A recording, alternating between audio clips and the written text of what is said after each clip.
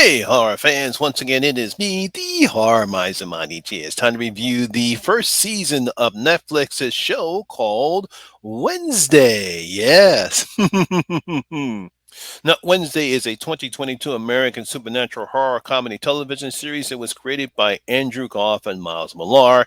It is based upon the characters created by Charles Adams. Now, the series stars Jenna Ortega, Gwendolyn Christine, Emma Myers, Hunter Duhan, Joe Sunday, Percy Hines White, and Christina Ricci. Yes, she's in this one. But she's not playing Wednesday. Now, in the first season, this follows Wednesday's Adams years as a student, where she attempts to master her psychic abilities and thwart and solve the mystery that embroils the school that she is attending. Now, out of all the kooky, spooky, and creepy characters that American cartoonist Charles Adams created with the Adams family, perhaps the most fascinating one has to be Wednesday Friday Adams. Now, the only daughter of Gomez and Morticia Adams, Wednesday is known for her gothic nature and appearance. I mean, she just looks fascinating in the way her character is portrayed in the TV series and in the movies. She's such a fascinating character. Wednesday is merely because she's obsessed with death, tortures her brother Pigsley for fun, and has spiders for pets. This is one weird girl. Now, in the 1964 series, she was portrayed by then child actor Lisa Loring, who seemed to be the foil to the family's macabre lifestyle. Now, despite the fact that she is a child that's obsessed with death and looks like she's in death, unfortunately, at the time when the series was created, you really couldn't do anything of a cute little girl that Lisa Loring was. So she seemed to be the foil of the family's other family's macabre lifestyle, sort of like Marilyn was to the monsters. Now, the character gained popularity in both the 1991 and 1993 live action film due to the performance of actress Christina Ricci, who played more to the character's more darker side. She seems to be more obsessed with the deaf character that Charles Adams created in the cartoon strip, as opposed to what we saw in the '64 TV series. She's more darker. She's more obsessed with death. She basically goes around the whole film just doing crazy stuff to Pugsley, and also is more fascinating with death when she finally gets with Uncle Fester. They do a bunch of crazy, weird things. Even in the 2019 and 2021 animated films, the character, who was voiced by Chloe Grace Moretz, continues to place more into the character's dark roots. I mean, there's even some little snippets that shows Wednesday Addams and how she applies her makeup on herself to look like she's dead because she's obsessed with death. So when film director Tim Burton, who actually turned down the chance to direct the first Addams Family film, decided to create a TV show based on Charles Adams' creation, he, along with screenwriters Alfred Goff and Miles Millars, have brought us this new version of Wednesday, simply called Wednesday for Netflix. And this is what we have here. Now, in this particular version of the character, Wednesday Addams is a 16-year-old girl who gets expelled from her high school after dumping live piranhas in the swimming pool where the boys from the water polo team was practicing. That's because she decided to get revenge on them for bullying Pugsley, because only she's allowed to bully him or torture him, as she says in the beginning of the show. Just to let you guys know, I'm not spoiling anything here, because if you saw the trailer, we actually shows the beginning of the first episode of the season. We basically get the gist of what's happening here, and that's basically how the story begins. Now, this action leads her parents, Gomez and Morticia, to enroll Wednesday into Nevermore Academy, located in Jericho, Vermont. Now, it's a school for monstrous outcasts such as werewolves, sirens, gorgons, and vampires to attend, and it's also the same school that was attended by her parents. They think this is going to do Wednesday some good to actually get to meet and associate with other outcasts such as herself. Ha! Now, as we see in the first episode, Wednesday really has no intention on staying. She works to see if she can escape. But after getting a psychic vision of danger involving the school's past, she decides to stay and solve the mystery. And that's basically what the series is. As we get to see, as the episodes continue, we get to see Wednesday has more visions leading to more of not even her family's past, but also the town's past and the school's past. And that's what basically Wednesday wants to look into. Now, throughout the 8 episodes of the season, we do get 8 episodes. We get to see Wednesday navigate through the typical aspects of high school life, encountering her very friendly and colorful roommate in the Enid, the typical rival that most people have, and Bianca, and the local town barista and possible love interest, Tyler. Typical high school stuff that we've seen before. And I did enjoy it. I know a lot of people probably were not interested in seeing this teen angst thing, but the one thing I will give the series credit is they don't hammer that down on it. We are more focusing on the mystery aspect of what's going on in the school, as opposed to Wednesday and her interactions with the other teens in the school and the town.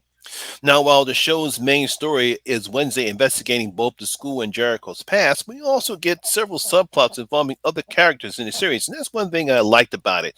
Lots of character arcs. We get to see more of the characters' backstories of their lives as well. Whether it's Enid's inability to wolf out, which is called transforming into a werewolf. We find out there's a secret society in the school. Later on, we get to see Bianca's relationship with her mother, and of course, Wendy's relationship with her own parents. We get to explore all of that, and the show does a very good job in focusing not only just on the main story, but these subplots. They don't dominate the series, but it's good to see other aspects of the kids in the school, not just focusing on Wednesday, even though she is the main focal point of the show. But seeing, Enid and her relationship with her family, who seems to be an outcast of their family, Bianca's relationship with her mother, the townspeople who really don't like the outcasts and Nevermore. They do a pretty good job in those extra subplots that we see throughout the film, throughout the show. Now, obviously, the main reason why the show works so well is the performance of Jenna Ortega, who is simply just as wonderful as Wednesday. She really kills this role. I mean, everyone loved Christina Ricci's performance in the two Addams Family movies, but Jenna Ortega really knocks this out of the park in her performance of Wednesday. I mean, not only does she gives the character the dark, monotone, and emotionless expressions when dealing with the people around her, we can see at times little changes in those expressions, especially when she realizes she is wrong or has hurt someone's feelings. I mean, that's one of the great things I like about what Jenna Ortega does with the character.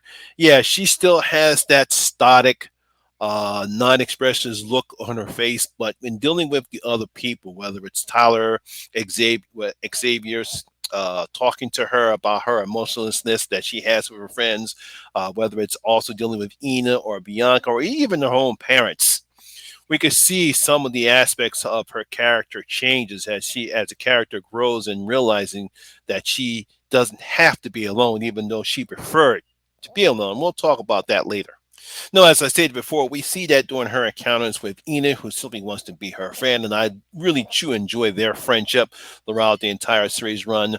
Her encounters with Principal Weems and her interactions with Eugene. Now, Eugene is probably one of my favorite characters in the story. He really goes out of his ways to be friends with Wednesday, emotionally, despite her emotional conflicts with him. But he just wants to be friends with anybody because to him, he says, "Look, I have no friends anyway, so you might as well be my friend." And I think when as the series goes on and we see what happens to Eugene, I'm not going to spoil anything here, but I'm pretty sure if you watch the series, you know what I'm talking about. The fact that she is the one that really gives Eugene the benefit of the doubt. And I love the interaction that she has with Eugene. It really shows the growth of the character as the series continues. I mean, I think that's one of the big things this show does is that throughout the season, Wednesday learns that despite the fact she'd rather be alone and not be bothered by anyone, she does need friends in her life and she will not be alone. Despite the fact that she would prefer it, she understands that, hey, look, I do need friends. One of the things I truly love about the show is how the filmmakers use Thing in this series. It's probably one of the best incantations of the character. Now, I know a lot of people love how Thing looked in the 91 and 93 live action films, but I truly love this and interpretation of the character. He's actually a character of itself in the film, and I love how they use him, how he gets along with everyone in the series, and I love his relationship with Wednesday. I thought that was fantastic. I really should love how they use Thing in the show. Now, I did like Catherine Zeta-Jones as Morticia. She plays the character as a dark and morbid woman, but also a loving mother who cares about her daughter's well-being. Like I said before in the earlier, they feel as though that having Wednesday attend Nevermore school for outcasts because she's an outcast herself, and the fact that both her and Gomez also met and went to Nevermore. I believe it was a great thing to see Catherine Zeta-Jones, and her and Jenna Ortega are fantastic together. They actually have a special bonding moment in one of the series, in one of the episodes of the season, when it's Parents' Day, and they have to deal with an event that took place when both Martish and Gomez went to the school, and I thought that was fantastic to see those two finally have a nice bonding moment together. And as we can actually could see, despite again Wednesday's emotionless expression, she truly actually does care about her parents. Now, well, I don't have a problem with Luis Gomez's performances as Gomez, but he looked kind of weird as a character.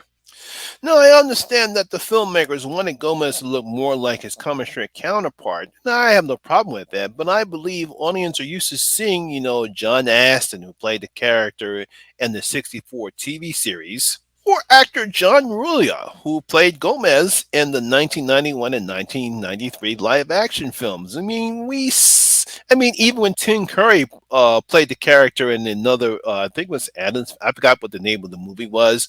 That's because Raul Julia died before. After sometime later, and then had to recast role, so they got Tim Curry to play Gomez, and I thought he did a good job as that. We're used to seeing those type of actors playing Gomez, and again, nothing against Luis Gomez. Luis Guzman.